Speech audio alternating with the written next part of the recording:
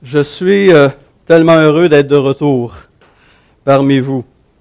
Et c'est sûr que je veux d'abord et avant tout vous remercier à nouveau pour l'opportunité que vous m'avez accordée en tant que communauté de prendre un temps de ressourcement, un temps de réflexion, un temps aussi de formation professionnelle après ces 8 années passées à Renaissance. Déjà 8 années. Et une image qui venait à l'esprit durant ce temps de ressourcement, ce congé sabbatique, c'est cette image qu'on trouve en Marc chapitre 1, versets 16 à 20 que je vous lis à l'instant.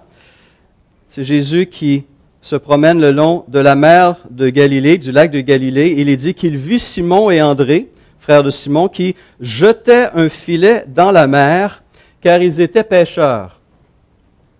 Jésus leur dit, « Suivez-moi, je vous ferai pêcheurs d'hommes. » Aussitôt, ils laissèrent leur filet et le suivirent.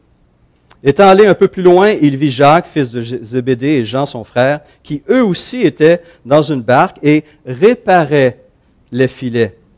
Aussitôt, il les appela et laissant leur père Zébédée dans la barque avec les ouvriers, ils le suivirent. Ce que je trouve intéressant ici, c'est les activités de ces pêcheurs.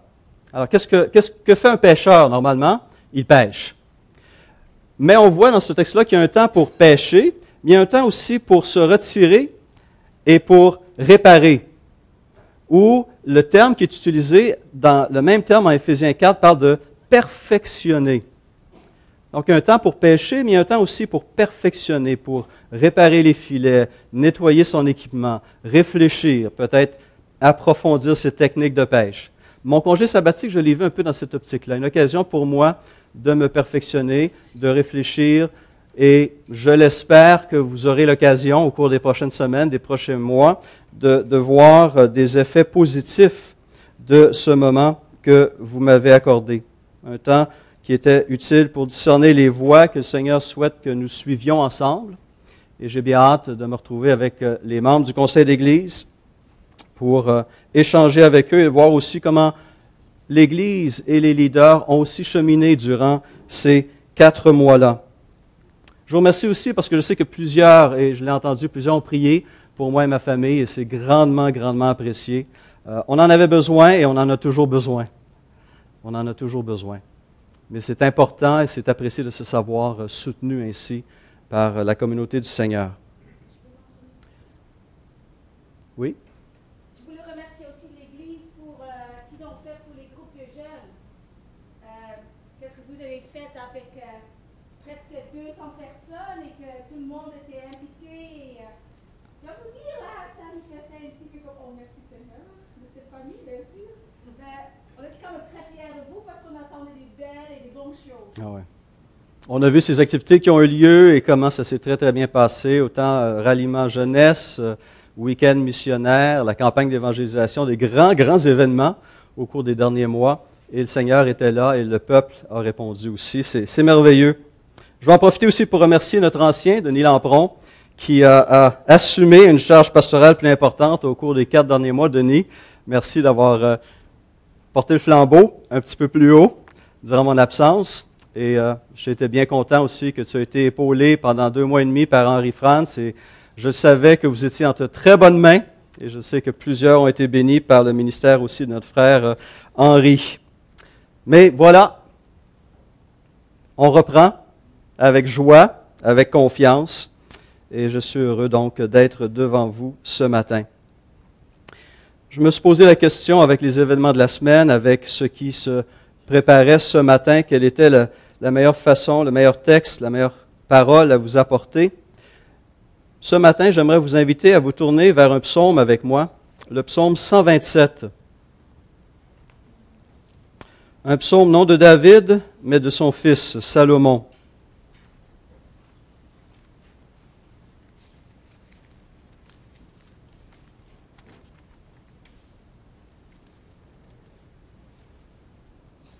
Qui dit ceci, psaume 127, parole de Dieu. Si l'Éternel ne bâtit la maison, ceux qui la bâtissent travaillent en vain. Si l'Éternel ne garde la ville, celui qui la garde veille en vain. En vain, vous vous levez de bon matin, vous vous couchez tard et vous mangez le pain de douleur. il en donne autant à ses bien-aimés pendant leur sommeil. Voici, des fils, des filles, sont un héritage de l'Éternel. Le fruit des entrailles est une récompense. Comme les flèches dans la main d'un guerrier, ainsi sont les fils de la jeunesse.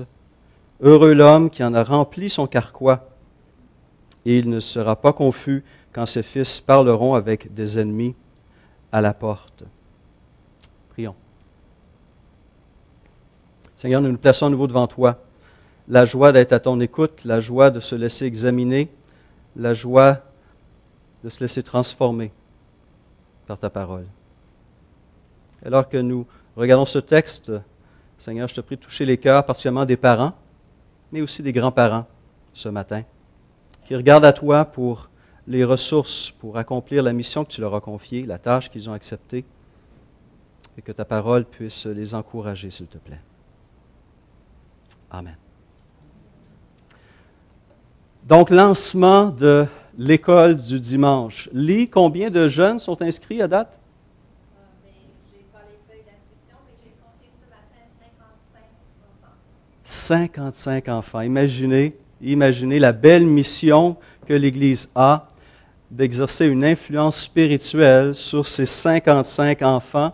Si vous regardez derrière vous, dans la pouponnière, une nouvelle génération se prépare aussi. Et le Seigneur ajoute, en fait, on nous dit qu'à Québec, depuis quelques années, on assiste à un mini baby boom. Année après année, les écoles accueillent de plus en plus d'enfants et c'est la même réalité pour l'Église Renaissance. Le Seigneur nous envoie des prochaines générations et c'est des moments qui sont riches et bénis pour notre communauté. On voit la même effervescence au niveau des adolescents. On avait eu une baisse à un moment donné et là on voit à ce niveau-là un regain, un renouveau, de nouveaux visages, jeunes adolescents et jeunes adultes. Et c'est un signe de vie, un signe de vitalité, un signe de bénédiction que le Seigneur nous accorde et nous en sommes profondément reconnaissants. Avoir des enfants est un désir naturel et est encouragé bien sûr par notre Père céleste.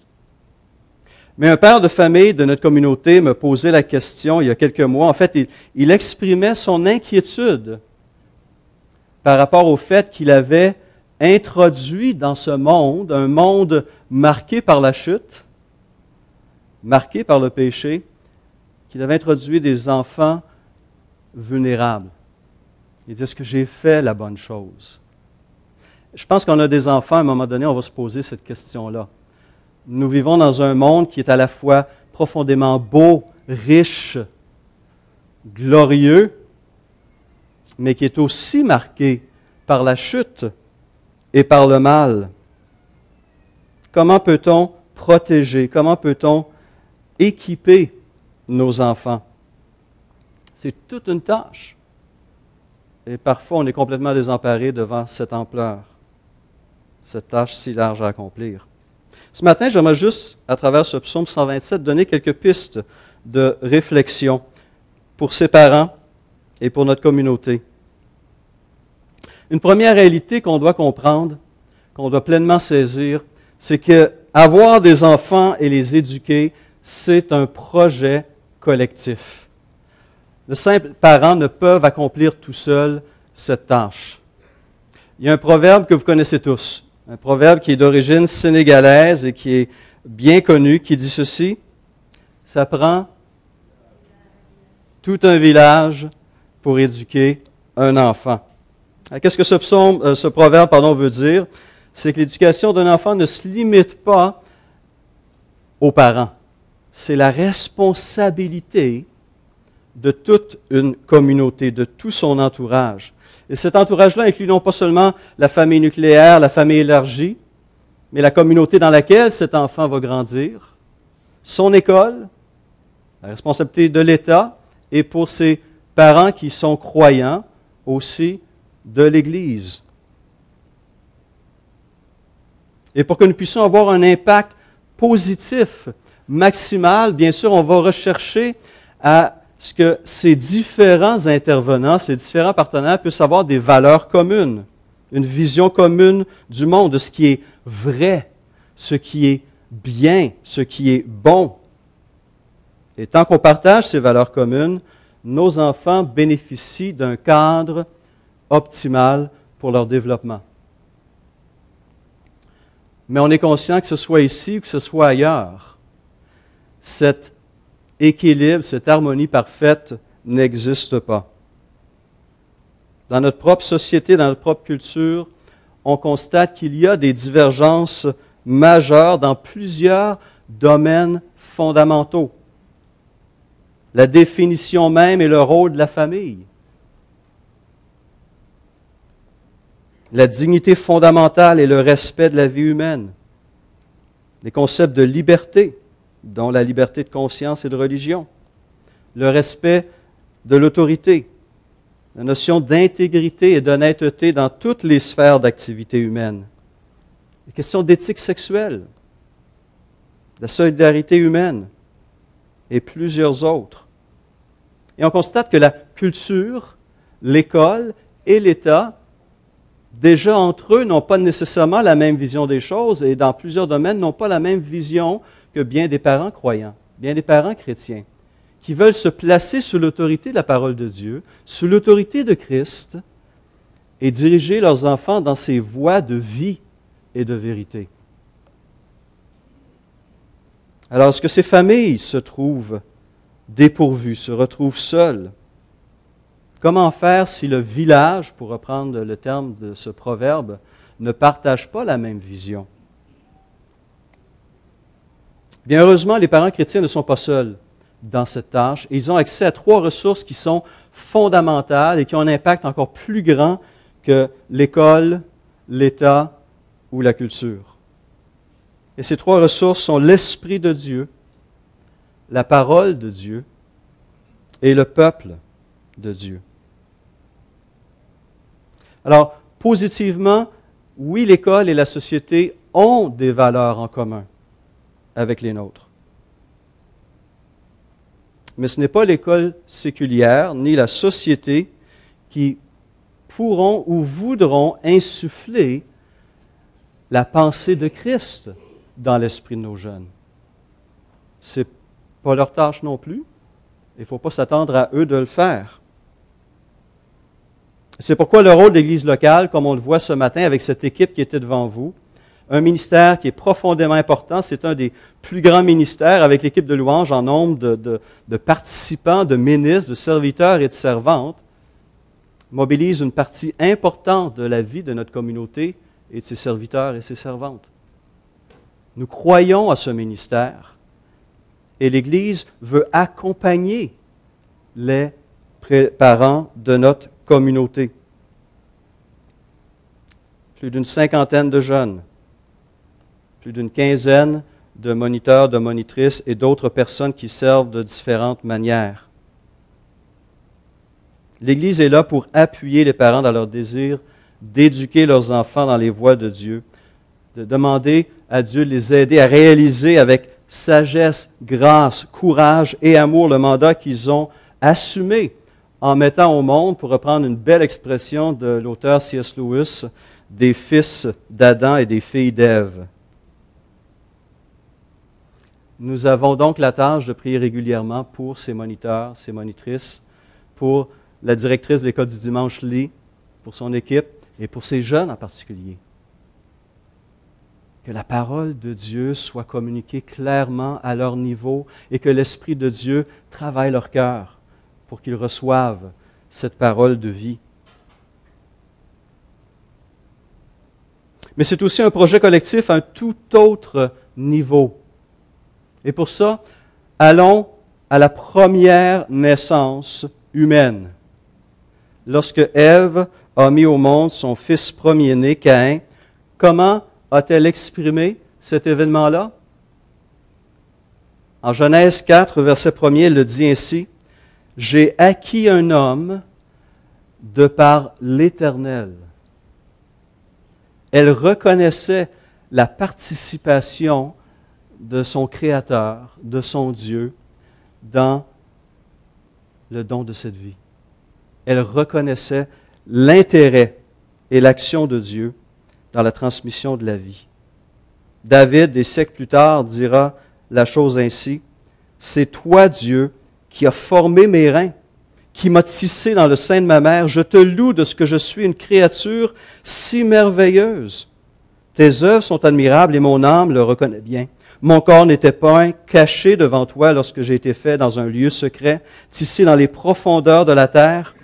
Quand je n'étais qu'une masse informe, tes yeux me voyaient, et sur ton livre étaient tous inscrits les jours qui m'étaient destinés avant qu'aucun d'eux existe. Non seulement Dieu désire participer à cette œuvre, mais il doit le faire. On en a besoin. On a besoin de sa sagesse, sa force, son esprit, de sa direction, de sa parole. Si l'Éternel ne bâtit la maison, ceux qui la bâtissent travaillent en vain. Si l'Éternel ne garde la ville, celui qui la garde veille en vain. Que ce soit notre vie familiale, notre vie communautaire, sociale, notre vie professionnelle, Dieu veut être notre premier partenaire dans ses projets de vie. Et nous en avons besoin. En fait, ce psaume, les trois premiers mots en latin de ce psaume 127, si vous allez dans certains villages d'Angleterre, vous allez trouver des maisons qui ont été construites il y a quelques siècles et plusieurs ont inscrit, ont gravé, on me dit, sur les linteaux de ces maisons, ces trois mots, Nisi Dominus Frustra, qui sont les premières paroles du psaume 127 en latin. On affichait tout de suite, dès en rentrant dans la maison, que l'Éternel devait être là, que l'Éternel était celui qui soutenait ce foyer et cette maison. Durant mes lectures cet été, entre autres l'Évangile de Matthieu, comme on l'a chanté pour les enfants tantôt, j'ai été vraiment frappé de voir la place des enfants dans les interventions et dans les enseignements de Jésus. Son cœur était auprès d'eux, d'une façon tellement claire. Pensons par exemple au chapitre 9 de Matthieu avec la jeune fille de 12 ans de Jairus. Notre groupe Vie, nous suivons actuellement le livre de Timothy Keller sur l'Évangile de Marc, qui relate aussi cet événement et qui reprend le texte lorsque Jésus entre dans la chambre avec les parents et avec Pierre, Jacques et Jean. Et il dit qu'il a pris la main de cette jeune fille, 12 ans, il a dit « Talitha Kumi ». Alors, notre version dit « Jeune fille, je te le dis, lève-toi ». Mais Keller fait ressortir la tendresse profonde dans les paroles de Jésus et il le traduit ainsi « Ma chérie, c'est le temps de se lever ». Et par ces paroles puissantes, il a redonné la vie à cet enfant. Je trouve ça extrêmement puissant de voir ce geste d'amour, cet intérêt, cette compassion de notre Seigneur. Il fera quelque chose de similaire, quelques chapitres plus loin, chapitre 15, avec la fille d'une femme cananéenne. Lors de son grand moment avec son père sur le mont de la Transfiguration, en descendant, il est confronté à un jeune homme malade et possédé. Il le délivre immédiatement. À la question qu'on lui pose qui est le plus grand dans le royaume des cieux, il répond, comment? En présentant un enfant au milieu des apôtres. Et en disant que c'est pour des gens comme eux qu'appartient le royaume de Dieu et que ceux qui oseraient faire du mal à un seul d'entre eux doivent prendre garde parce que l'Éternel veille sur eux.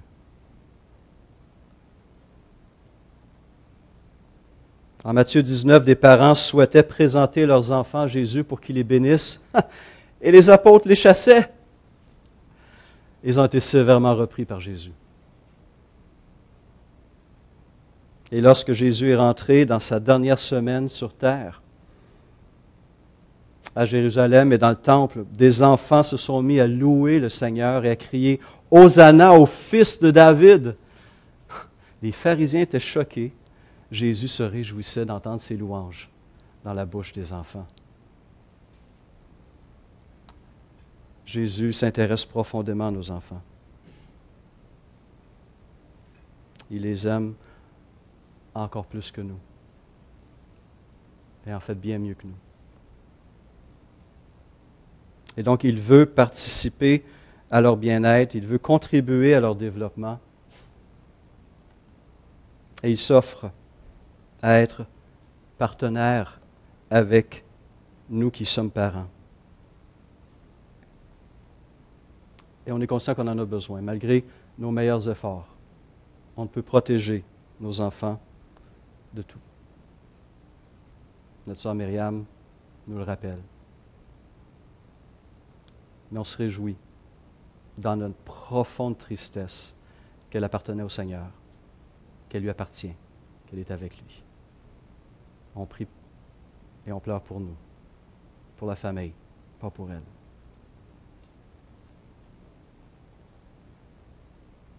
Mais aussi avoir des enfants, c'est le plus bel acte créateur. Pensez à ça.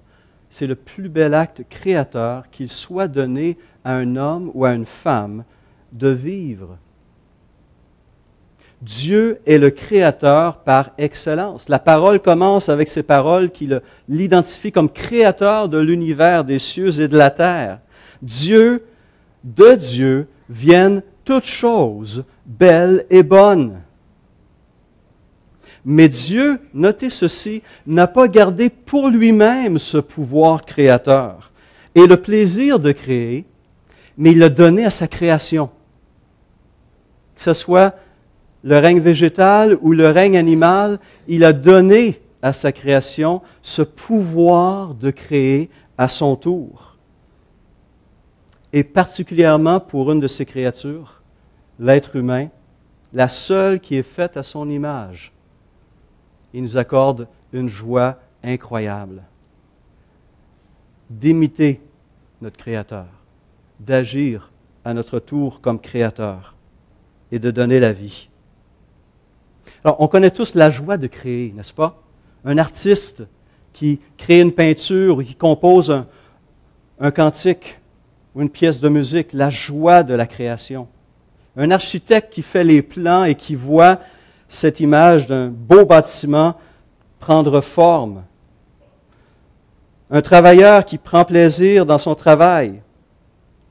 En fait, selon l'Ecclésiaste, selon Salomon, c'est une des plus grandes joies que Dieu accorde à l'être humain, le fruit de son travail, prendre plaisir dans son travail. Mais malgré toutes ces joies qu'on peut expérimenter dans la création dans ces autres domaines, aucun ne se compare à la joie de donner la vie à notre tour, de créer une vie humaine qui est non seulement faite à l'image de Dieu, mais aussi à notre image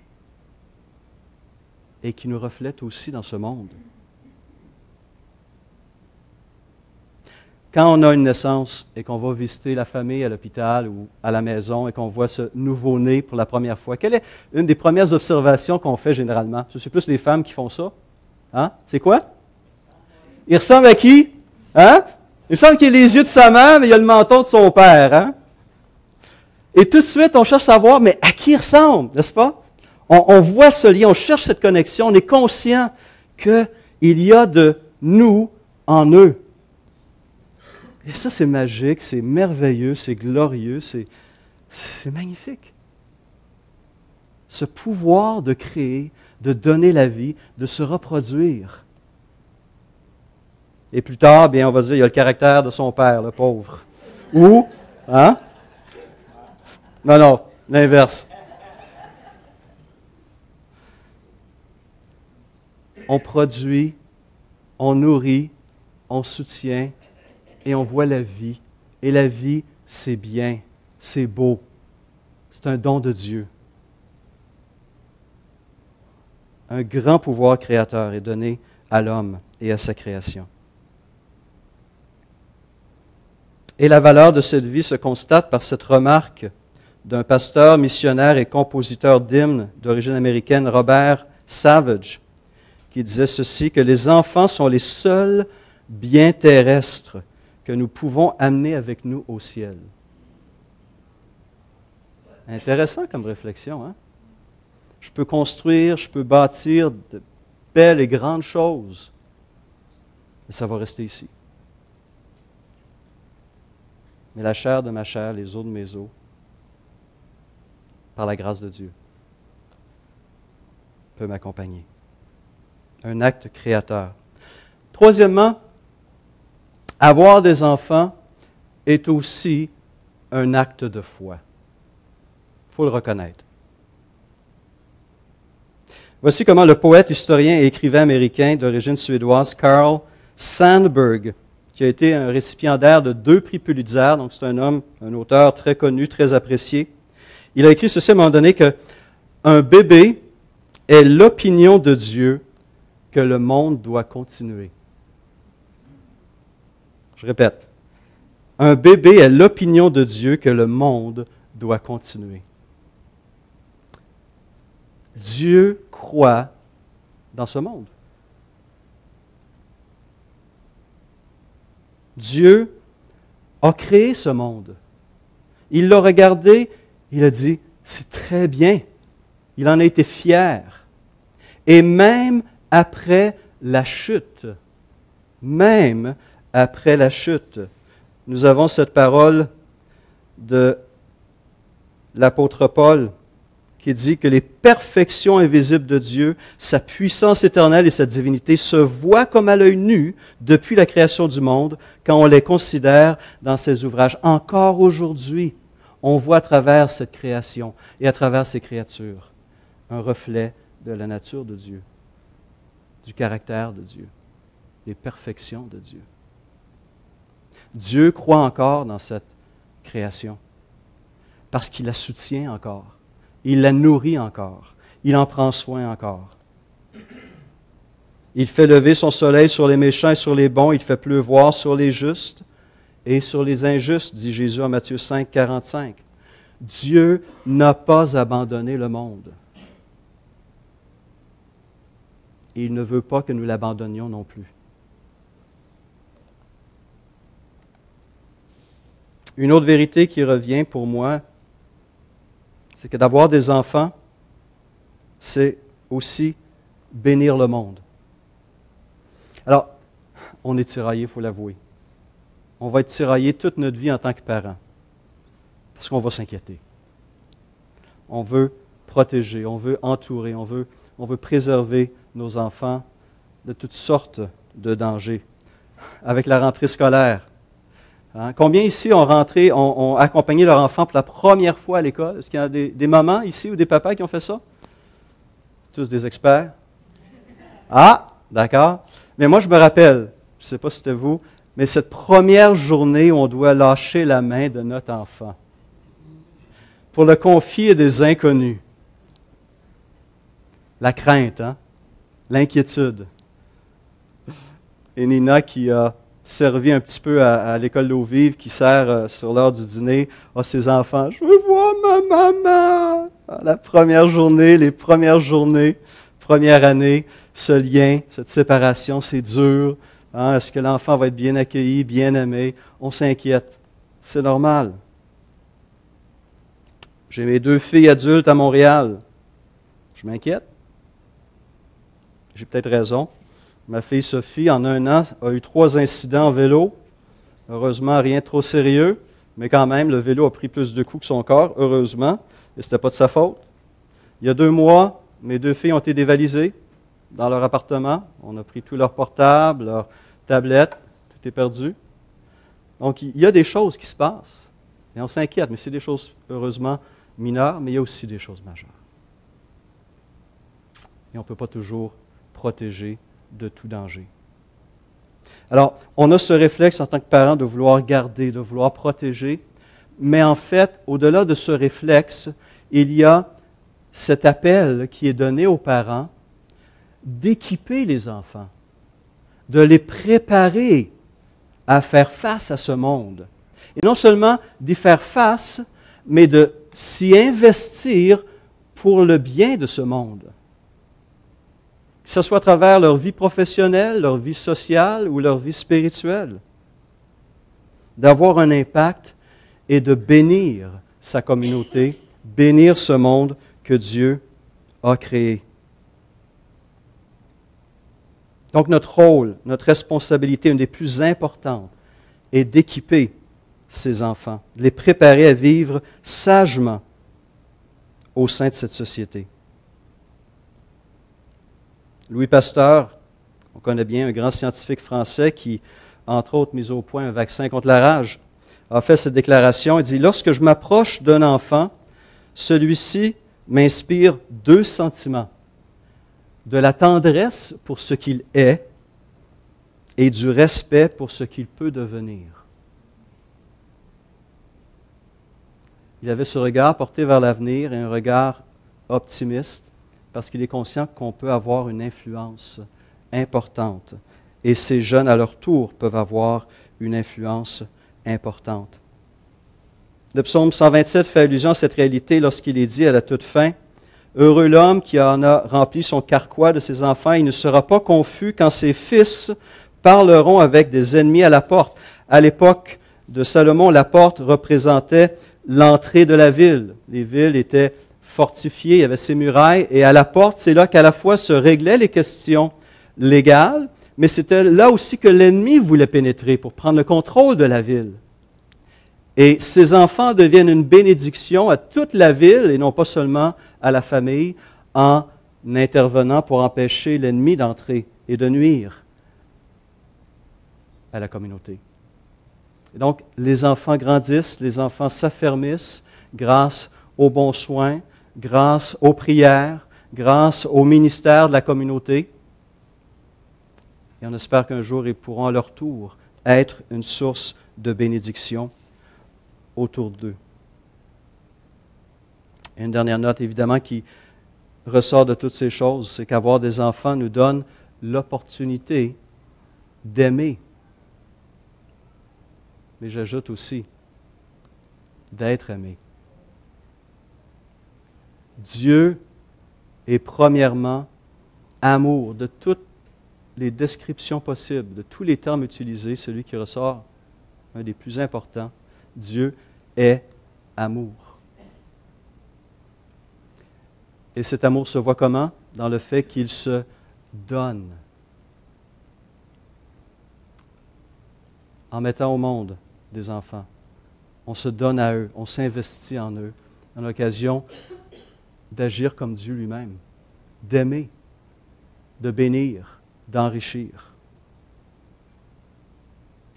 Et lorsque ces choses sont vécues, on peut espérer aussi de recevoir cet amour et cette affection en retour. Ce n'est pas facile. Il y a des craintes. Nous n'avons pas le contrôle.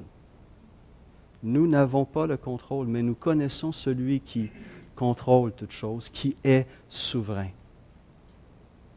Et même si ces plans sont bien au-dessus de nous, même si on ne peut pas tout saisir, tout comprendre,